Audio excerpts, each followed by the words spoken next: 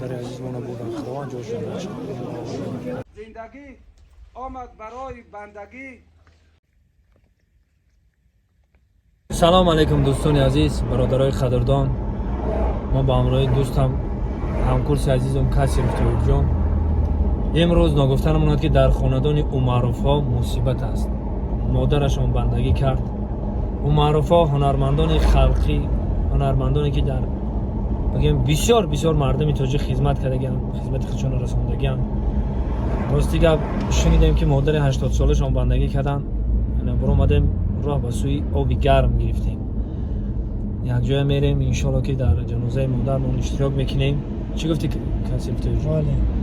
و محمد علی عمروف، فیض علی عمروف، سبحان عمروف، برادرای عزیز، برادرای قدردانی ما، همدردیمون بیان میکنیم به این برادرها. این کار خیلی در سر همه حکم مرگ و زندگی در دست خداوند. خداوند که وقتی که نصیب باشه هر یک کدامون پی یک دیگر رفتن میگیریم. میگه این ملک جهان به کس نماند جاوید، رفتند و رویم و باز آیند و روند. برای همین برادرای عزیز هم وقت ما باید تیار باشیم. من ان شاء الله که برادرها را تحت دین همدردی میکنم. خداوند بزرگ صبر بتیا، قوت بتیا، جای مادرمون جنت بگردونه و امین. زندهامون عمر درازی به توفیق عطا کنه. مردامون جوشون جنت کنه، ای حوض کوثر سیراب کنه و گذشتن پل صراط آسان بگردونه. هر یک زنده را برآمدن جانش خداوند بزرگ آسان بگردونه. آمین یا رب العالمین. الله اکبر. میریم.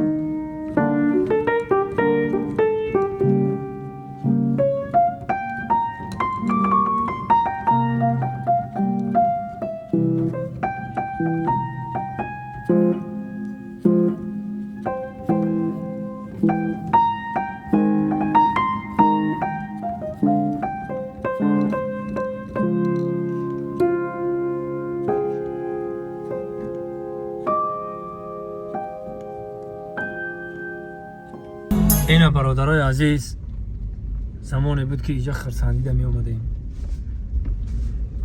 توی خونه میگفتن با زمانی هست که نخواهی جنازه خونه. این در سر هممونه برادرای عزیز، این مصیبت این کارا در سر هممون است. خداوند بزرگ هممونه توفیق و هدایت کنه.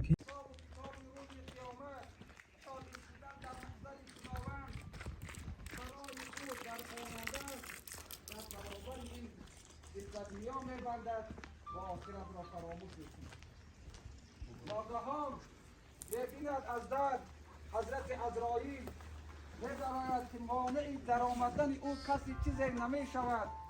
الموت یأتی بغتة والقبر صندوق العمل. ناگهان مرد می آید و همین قبر صندوق عملی او است. پروردگار میگه استعجل یحیی و یمیت و هو حی لا یموت. جان دهنده و جان گیرنده، جان گیر و جان دهنده، این همه پروردگار است، او زنده است هرگز نمیرد. اما ما بالاخره به سوی خداوند میگردیم. زندگی آمد برای بندگی، زندگی به بندگی شرمندگی است. این یک آگاهی شما از بالا. دیم قسمت درباره خاله امان گام میزن. این مادر، این خاله بسیار زنی مهربان بودن. میگن همسایه را از همسایه میپرسید.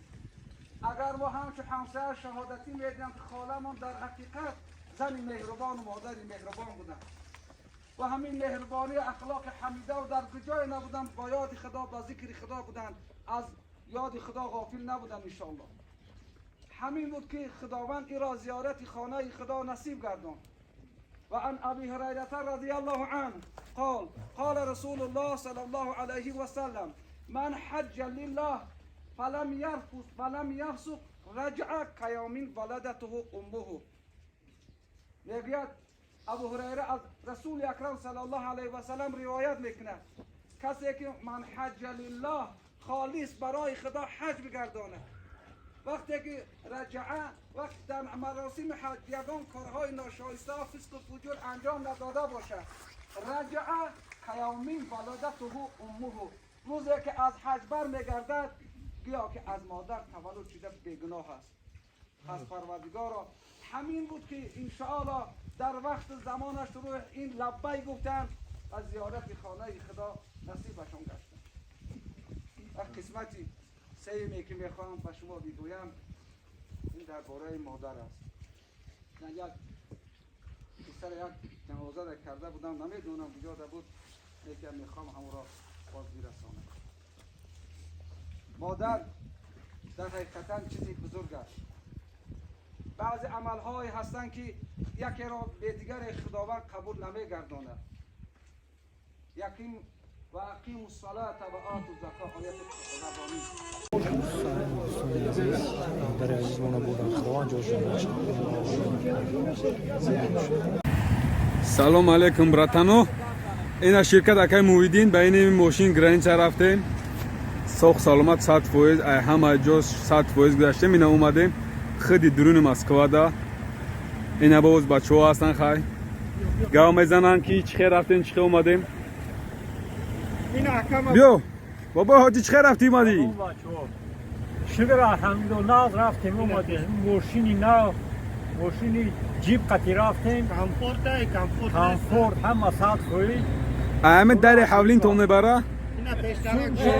سون شام را هفتمی مازور نه. اینا دیدی براتانو اینا می قطی ای همه داری خونه تون میبراتون اینا.